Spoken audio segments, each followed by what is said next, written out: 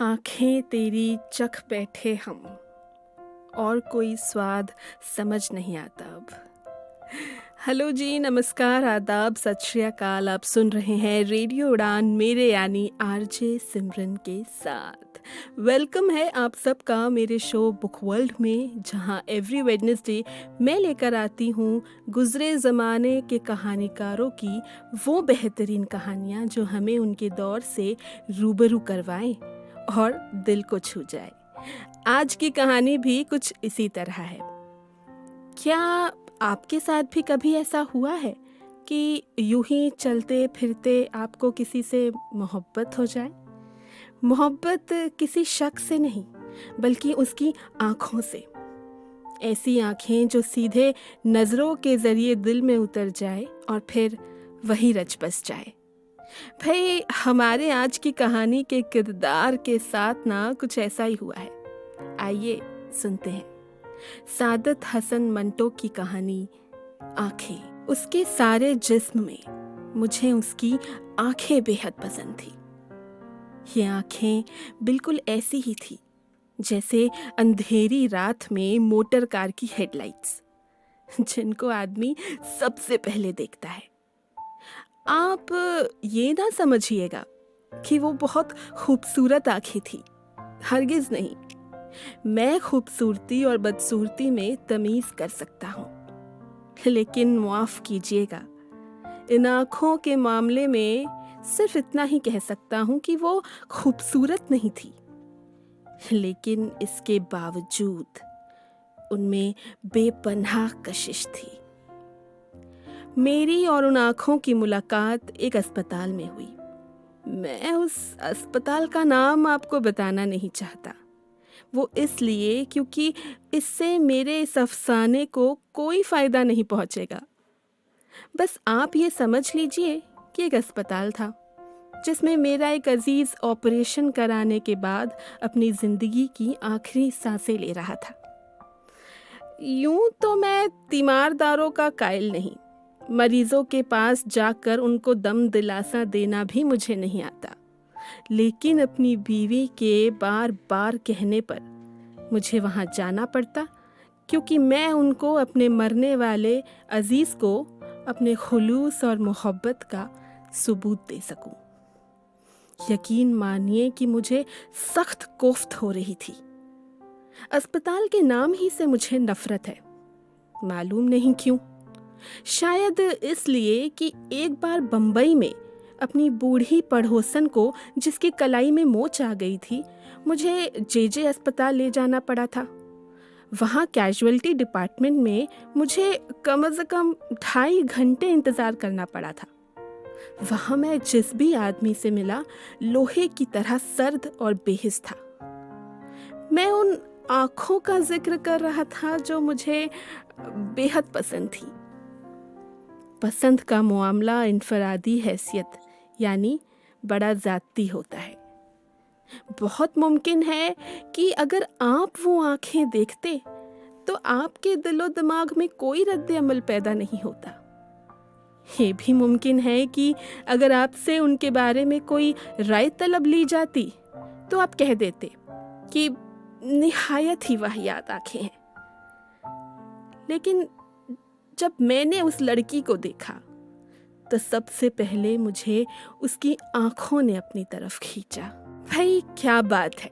अब ये मंटो साहब की कहानी काल्पनिक है या फिर इसमें सच्चाई भी है, ये तो मंटो साहब ही जाने। पर एक बात तो बहुत लाजमी है, और वो ये है कि इसे आपको सुनने और मुझे सुनाने में ना काफ़ी मज़ा आने वाला है।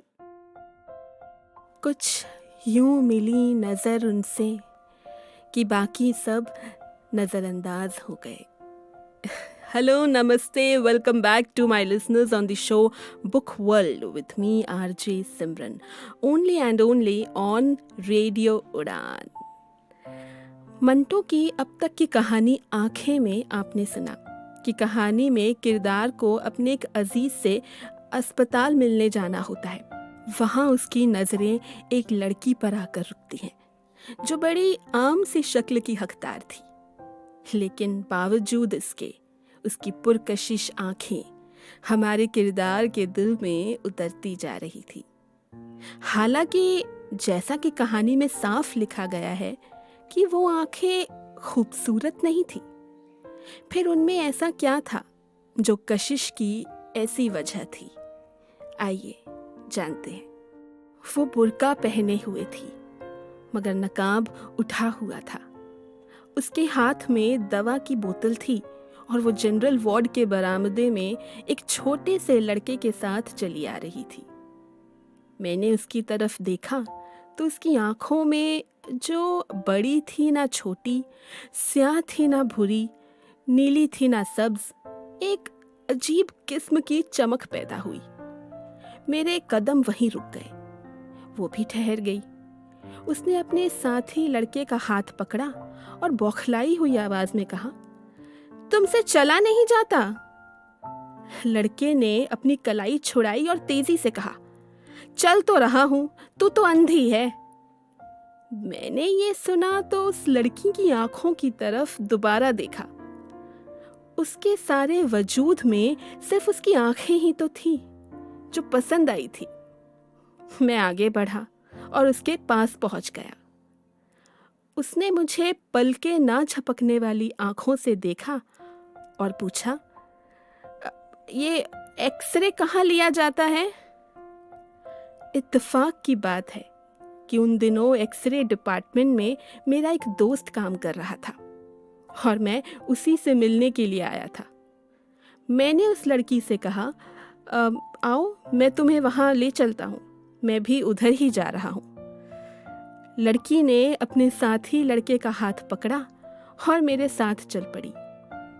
मैंने डॉक्टर सादिक को पूछा तो मालूम हुआ कि वो एक्सरे लेने में मसरूफ है। दरवाजा बंद था और बाहर मरीजों की भीड़ लगी थी। मैंने दरवाजा खटखटाया। अंदर से तेजो तुंद आवाज आई, कौन है? दरवाजा मत ठोको। लेकिन मैंने फिर दस्तक दी। दरवाजा खुला और डॉक्टर सादिक मुझे गाली देते देते रह गया। ओ, तुम तो?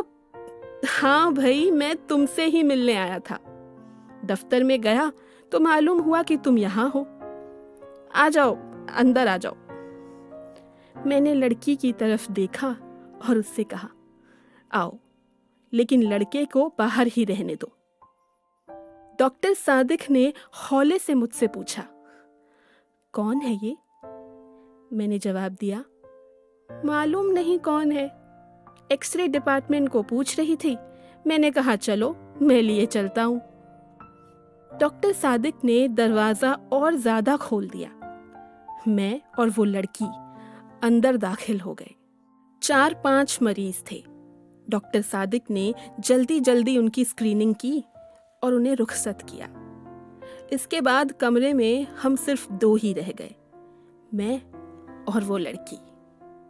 डॉक्टर सादिक ने मुझसे पूछा, इन्हें क्या बीमारी है? मैंने उस लड़की से पूछा, क्या बीमारी है तुम्हें? एक्सरे के लिए तुमसे किस डॉक्टर ने कहा था?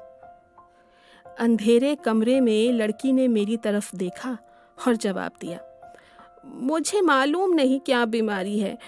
हमारे मोहल्ले में एक डॉक्टर है, उसने कहा था कि एक्सरे लो।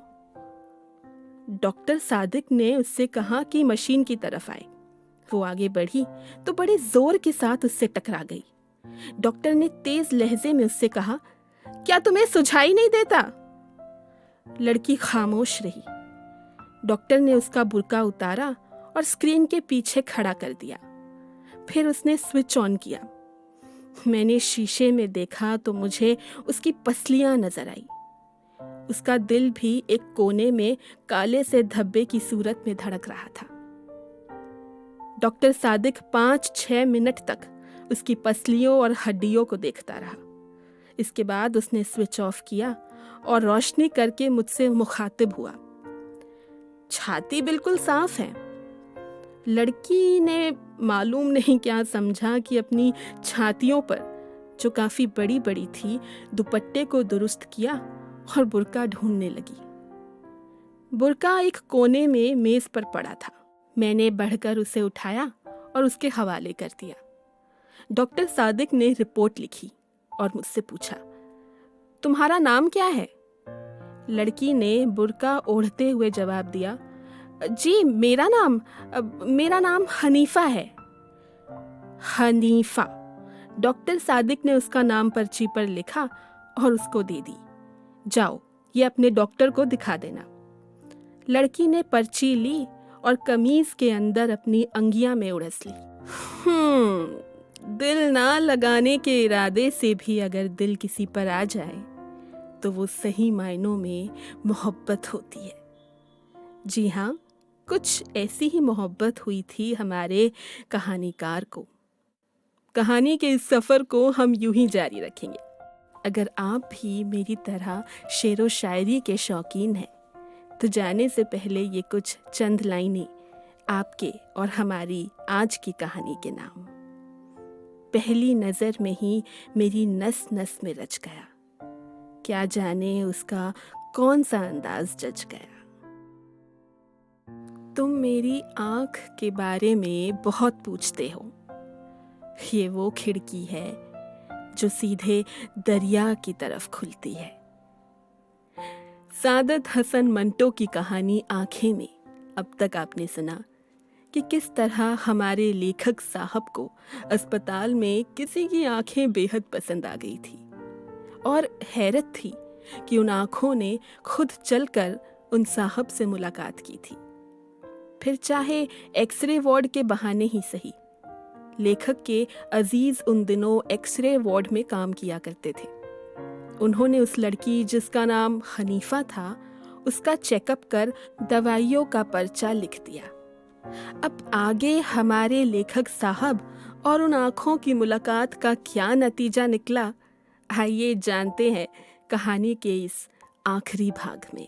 जब वो बाहर निकली तो मैं गैर इरादी तौर पर उसके पीछे पीछे था, लेकिन मुझे इसका पूरी तरह एहसास था कि डॉक्टर सादिक ने मुझे शक की नज़रों से देखा था। उसे जहाँ तक मैं समझता हूँ इस बात का यकीन था कि उस लड़की से मेरा ताल्लुक है। हालांकि जैसा कि आप जानते हैं ऐसा कोई मामला नहीं था, सिवाय इसके कि मुझे उसकी आंखें बेहद पसंद आ गई थी। मैं उसके पीछे पीछे था। उसने अपने साथी लड़के की उंगली पकड़ी हुई थी। जब वो तांगों के अड्डे पर पहुंची तो मैंने हनीफा से पूछा, तुम्हें कहाँ जाना है? उसने एक गली का नाम लिया तो मैंने उससे झूठ मूठ कह दिया, मुझे भी उधर ही जाना है, मैं तुम्हें तुम्हारे घर छोड़ दूंगा। मैंने जब उसका हाथ पकड़कर तांगे में बिठाया तो मुझे महसूस हुआ कि मेरी आंखें एक्सरे का शीशा बन गई हैं। मुझे उसका गोश्त पोस्त दिखाई नहीं देता था, सिर्फ ढांचा नजर आता था। लेकिन उसकी आंखें वो बिल्कुल साबितो सालिम थी, जिनमें बेपनाह कशिश थी।